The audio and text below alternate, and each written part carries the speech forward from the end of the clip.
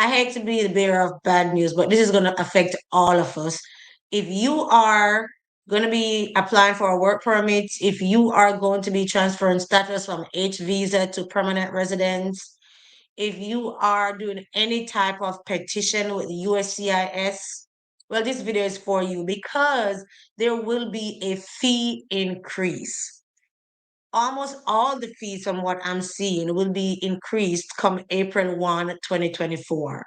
I'm going to share a link with you from the USCIS website, and you can look on the website and you're going to see the current fees and what the new fees will be in April. Now, if I were you, and I'm sure I'm going to do one of these petitions, I will try to put that in before the 1st of April to use the current fee before that fee increases in April.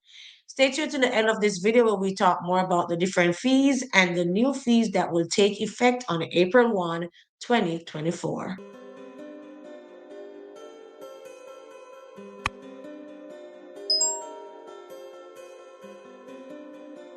Hey guys, and welcome back to my channel. If this is the first time you're joining this platform, thanks for joining, and I hope you stay tuned to the end to learn more and eventually subscribe to this channel. If you are a returning viewer, thanks for watching, and I do appreciate your returning every time for new videos that are uploaded. In today's video, as I mentioned, we will be looking at the fee increase that will take effect April 1, 2024 by USCIS. Those who are going to be applying for any type of petition, any type of citizenship related application are going to be impacted by this. As you see, I am on the US Citizenship and Immigration Services website. This is the body that deals with all applications for any type of citizen request, whether you're applying for a H-1B visa, a J-1 waiver, you're applying for your green card.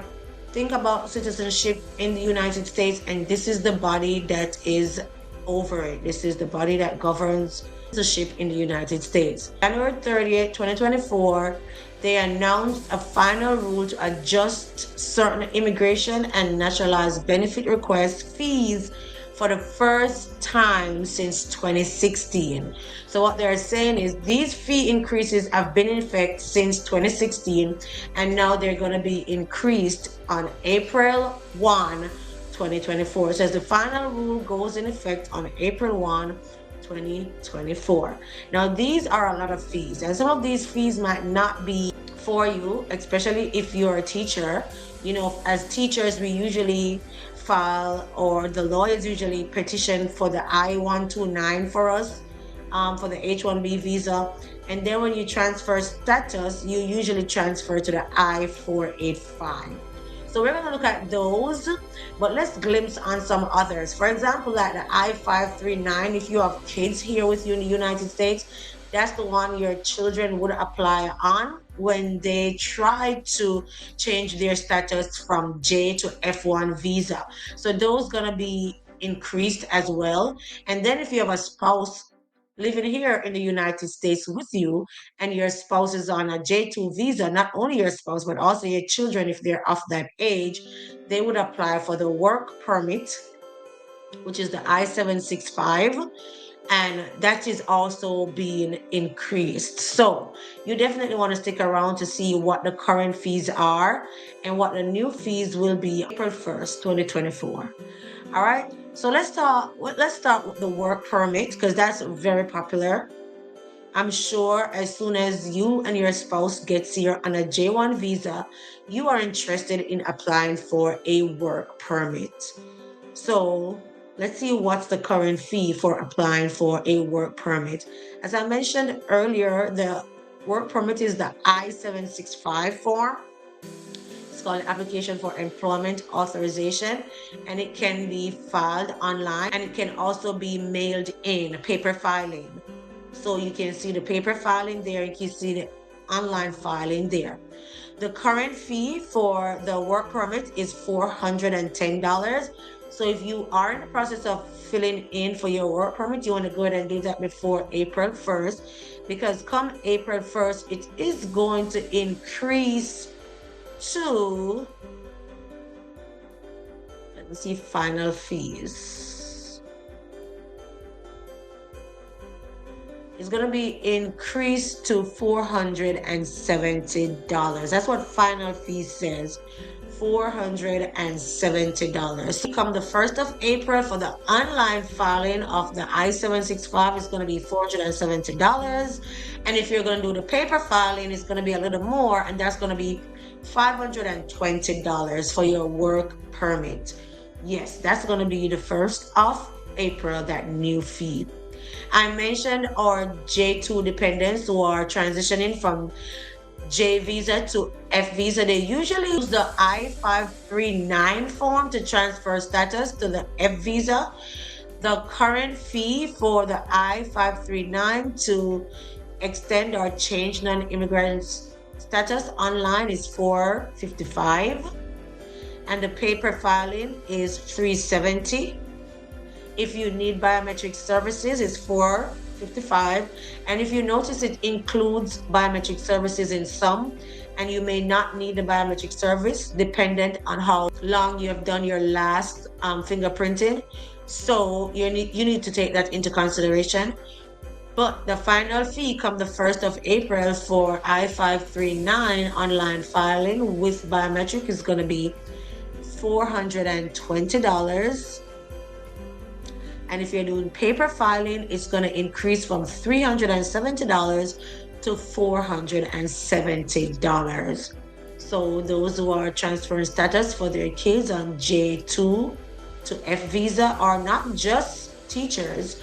If you're here in the United States and transferring status on J to F, you use form I-539. Now for teachers who are usually getting that petition completed for H-1B. For H-1B, we got H-1B here. For H-1B, I-129 is going to increase from $460 to $780. And then for the beneficiaries, you can see the price increases as well. You can check the chart out. I'm going to leave the link for this in the description below so you can check the chart out for yourself. All right. What about if you're transferring status from H to 485? That's when you are this application to register permanent residence or adjust your status from H to green card. The current fee is $1,140. That's going to be increased to $1,440. So guys, I did not go through all these forms. I'm going to leave the link below so you can check it out some more for yourself.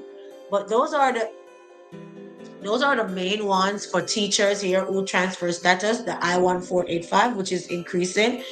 The I-129 for the H-1B visa. The I-539 for transferring status for your independents who might be transferring from J to F. They are all going to be increased come April 1. So if your child is going to be going to college this upcoming school year and you get that I-120 on time, go ahead and put that application in before 1st of April so that you can get the old fee. Thanks for watching this video, guys, and I hope you find this useful. You can share it with somebody who might be going to be petitioning with USCIS to let them know that the fees will be increasing. Again, if you need one-on-one guidance on how to get a teaching job in the United States, then supremacyconnect.com is for you. Check out supremacyconnect.com for all your needs in acquiring a teaching job in the United States. And even after you've gotten to the United States, we can help you with applying for your J1 waiver and so many more things. supremacyconnect.com. Thanks for watching, guys, and I'll see you next time. If you have not subscribed as yet, go ahead and hit that subscription button and turn your notification bells on. Bye.